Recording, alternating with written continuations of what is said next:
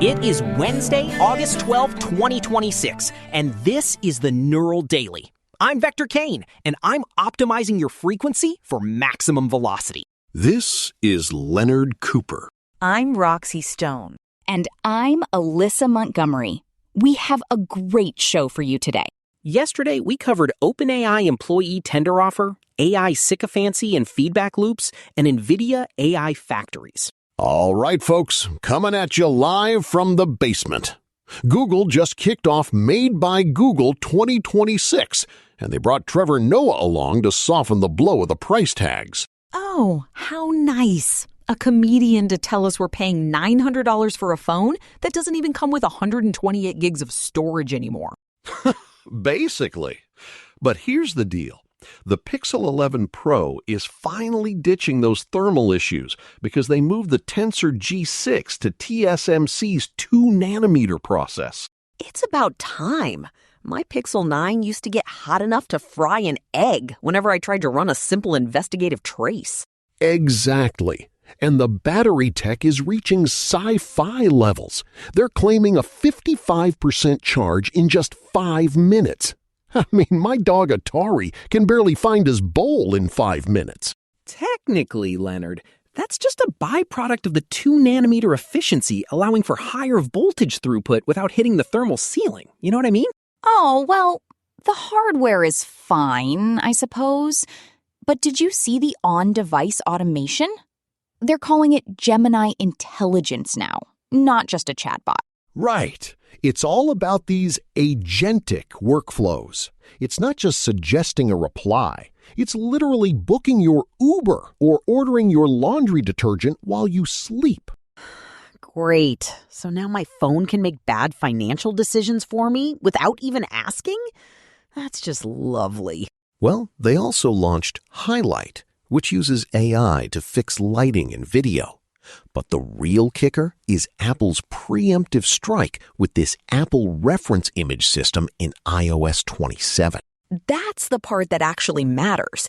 They're trying to prove a photo is real at the sensor level before the AI can even touch it. It's a total war for digital trust.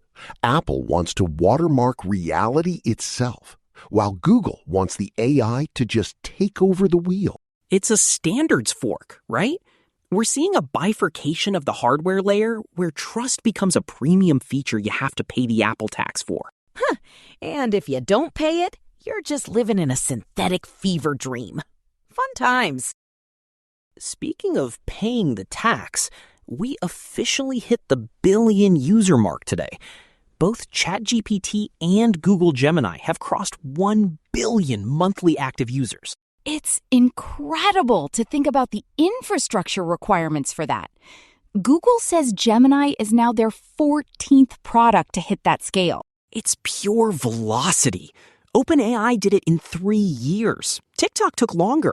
It's the fastest adoption of any consumer tech in human history. Literally.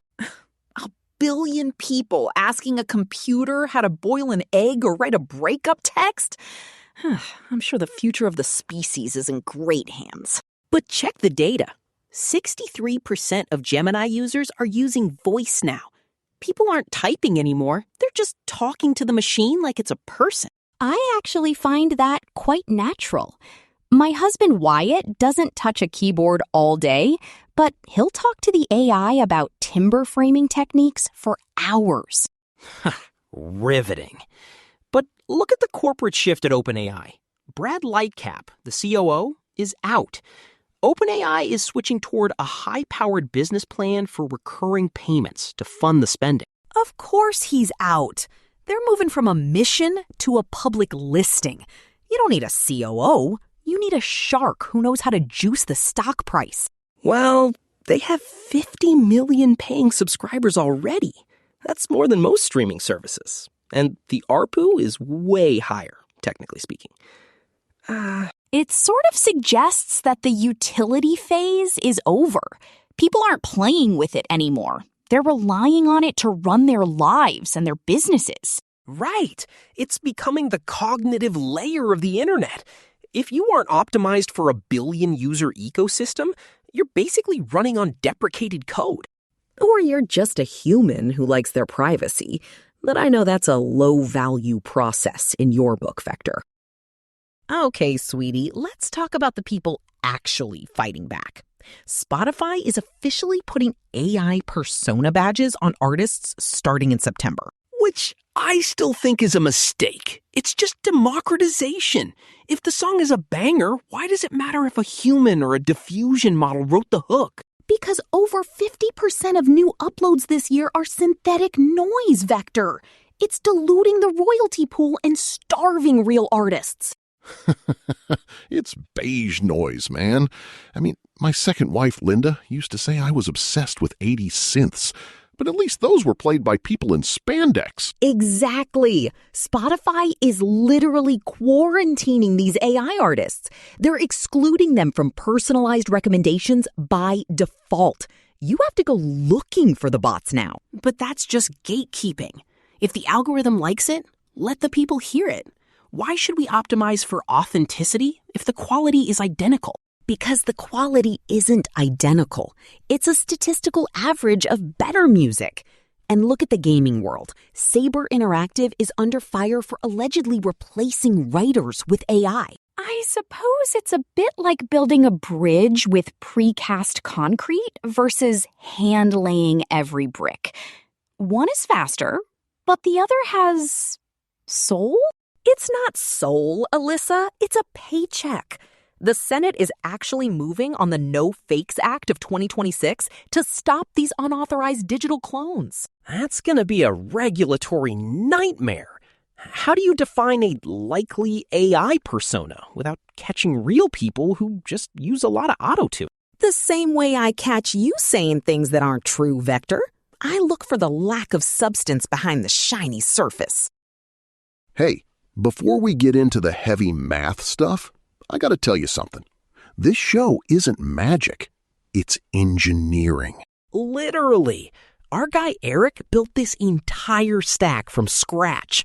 The research agents, the vocal synthesizers, all of it. It takes a ton of compute to keep this basement humming.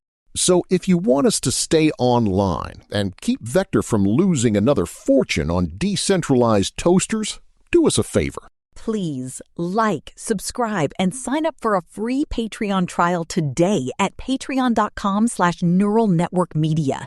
Your support literally makes this possible. It really does.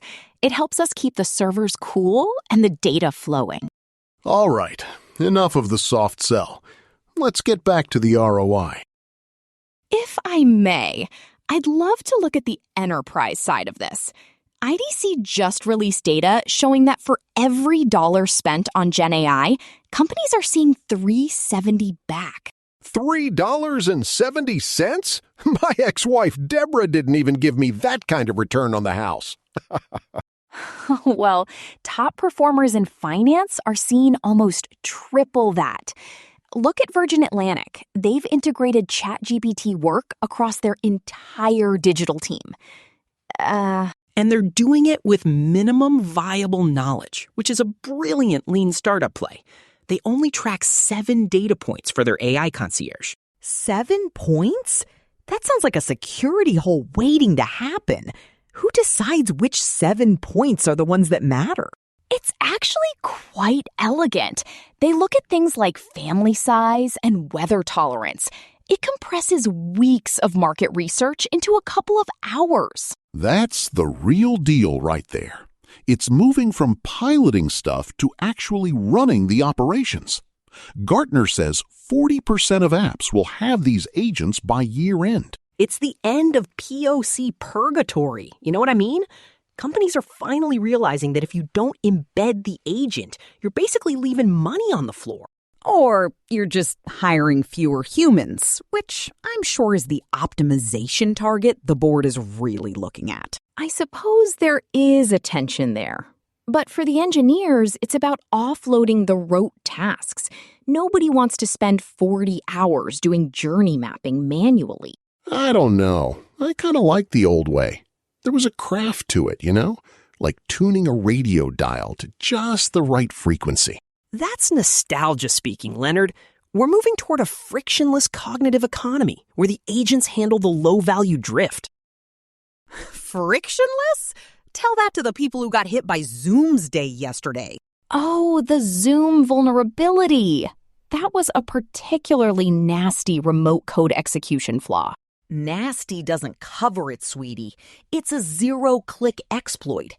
You just have to be in the meeting. No clicking, no downloading, nothing. They own your device. Wait, so I'm sitting there with Atari, and some kid in a basement can just hop into my Linux box because I'm on a call? Exactly. And here's the terrifying part.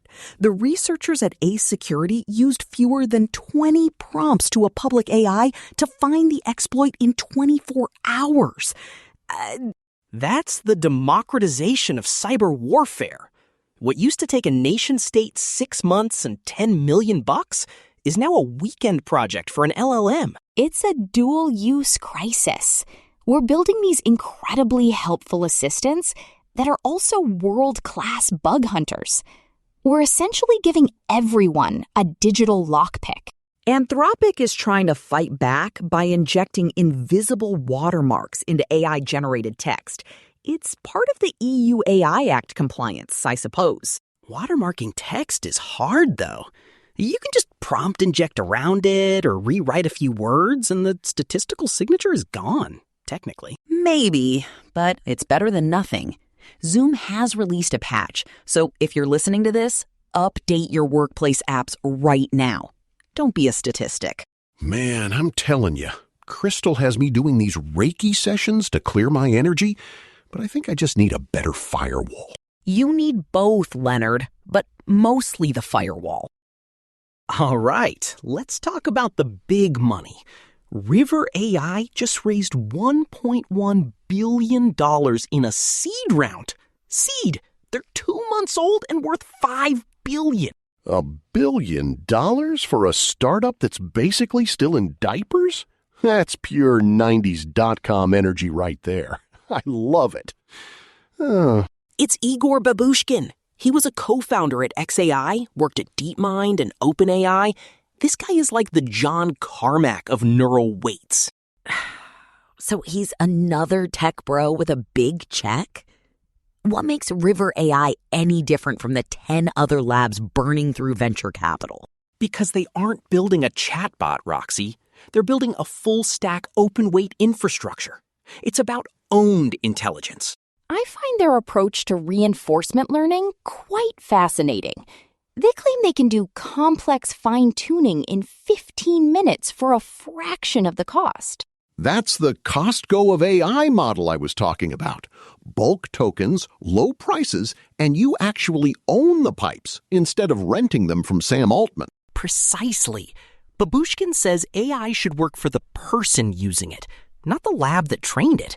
It's a complete rejection of the closed-source garden. Oh, so instead of one big corporate overlord, we'll have 1,000 tiny ones running proprietary stacks.